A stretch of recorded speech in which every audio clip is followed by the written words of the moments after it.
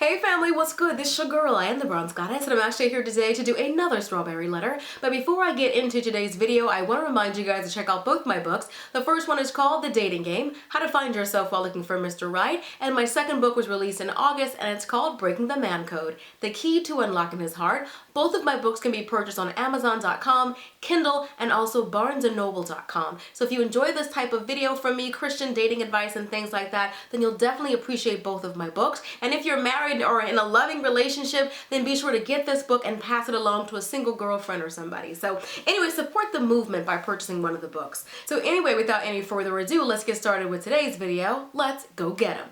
I'm a 24-year-old woman from Africa, and I'm married to a Black American guy, originally from Africa like me. Though we're both from Africa, we have different cultures and backgrounds because first off, we're from different countries, and secondly, I was born and raised in Africa and moved to the US only 5 years ago, while he was born and raised here. However, when we met, I was convinced that I had found my soulmate because of the way he was treating and respecting me. God knows how much men didn't want to date me when I used to tell them we'd have to wait until marriage before having sex, because at the time I was a virgin. But when I met my husband, he was the only man so far who was willing to look past sex just to be with me. Because of this, he and I were inseparable. He loved me for who I was without any sexual desire, and I loved him for who he was. 2.5 years later, he proposed to me in front of our whole family, and we were so happy. It is true that our relationship was not always easy because being in the USA, having a sexual life is one of the biggest challenges young people face.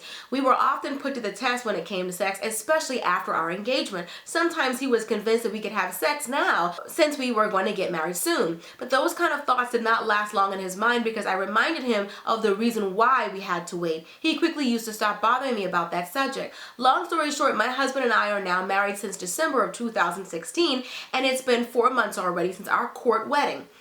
We are preparing for our big white wedding. It's going to be in Puerto Rico in December, 2017. However, a couple of weeks after our court wedding, he confessed to me that he had slept with another woman 3 months ago at the time, which is 2 months before our court wedding. He says it was a purely sexual thing that happened only twice.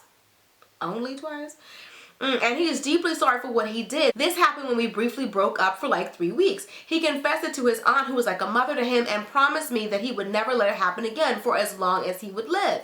I was heartbroken after the news. I was depressed and I wanted a divorce. Luckily for me, my mother and his aunt were there to help me get through it and tried several times to convince me that divorce was not the best solution. And today, after over 2 months of not getting along, nor talking to my husband, I feel better physically and emotionally. And I even made the decision to forgive him. I was ready to give us a second chance to start all over and rebuild our relationship. However, 5 days ago, my husband came to me crying at my feet, telling me that another woman contacted him saying that she was about 6 months pregnant and she was 100% confident that my husband is the father.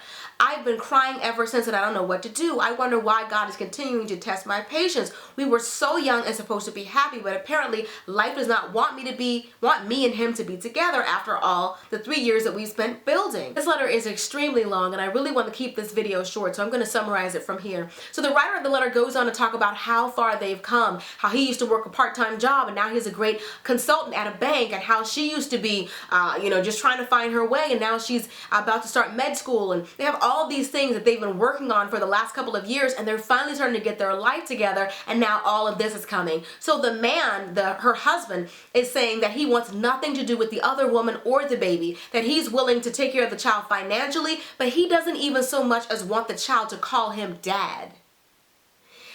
He is so removed from the situation, and the writer of the letter also says that she doesn't want anything to do with the child. The writer of the letter also says that she believes the other woman got pregnant on purpose because she wanted to trap her husband and keep him from marrying her, and that's also the story that her husband has been telling her. And so they're both extremely upset with the other woman, feeling that she was trying to do all of this on purpose, and even though the husband says that he used condoms and that they only had sex twice. My first issue with this letter is that your husband is calling all of this a mistake.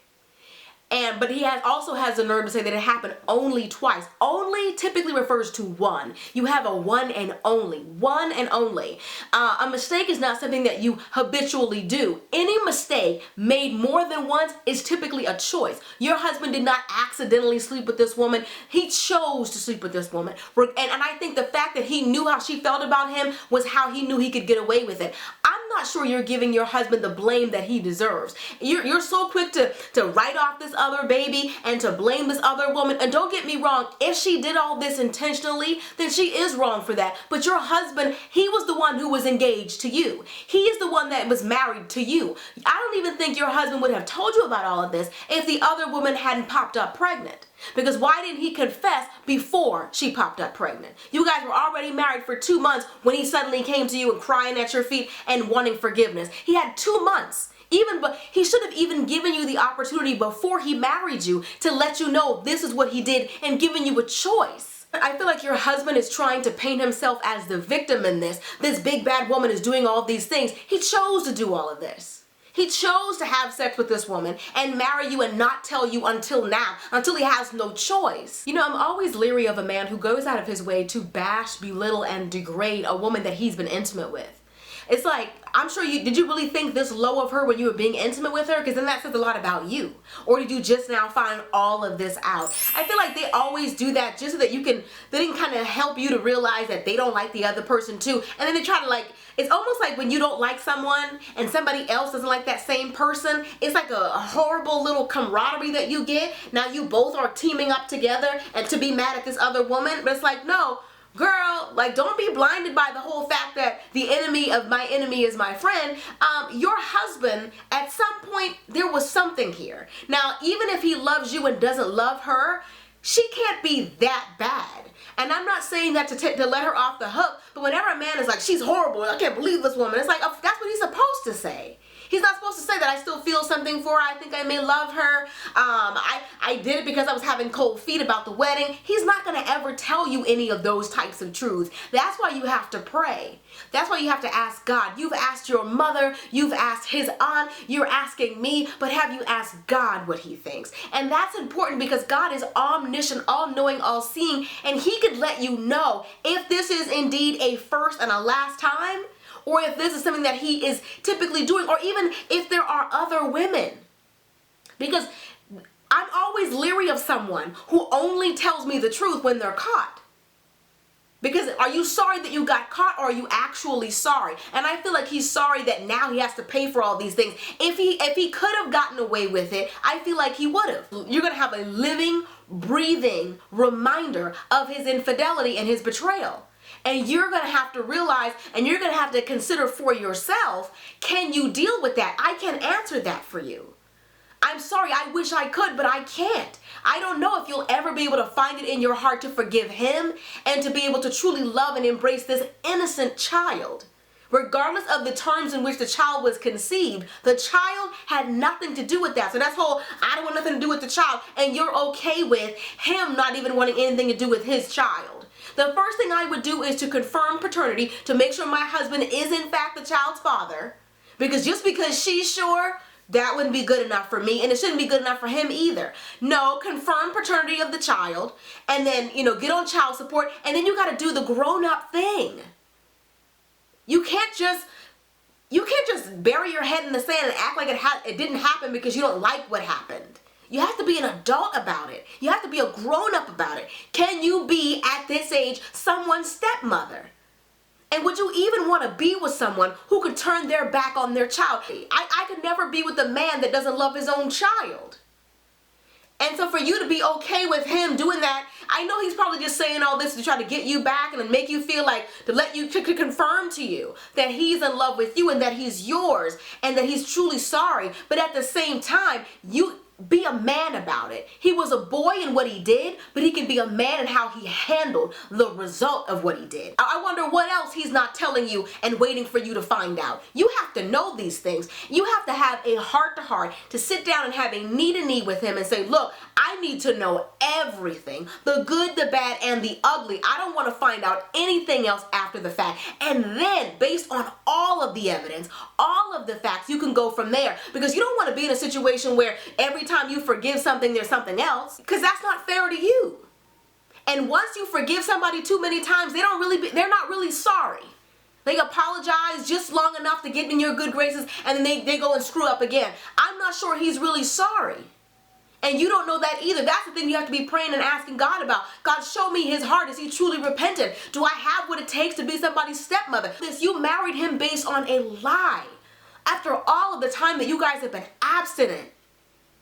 and you thinking that this is the man that God has chosen for you, kind of find out he was out here sleeping with somebody else, you have every right to be upset about that. You have every right to be upset with him. You even have a right to be upset with her if she knew about you and still involved herself in something like this. But the baby is the only one who is free of the blame. You have to think about the future. Do you have what it takes to move on from the situation? That's the question that you should really be asking. Do I really believe that he's sorry? Do I feel like, is this all? Is this everything? Don't have me forgive a little at a time and there's really more. Next thing you know, 6 months down the line, we'll kind of find out there was another woman. Like, no. You need to make sure that when he tells you this is everything, if anything else tumbles out of the closet, then he knows that's it. Because I asked you for everything.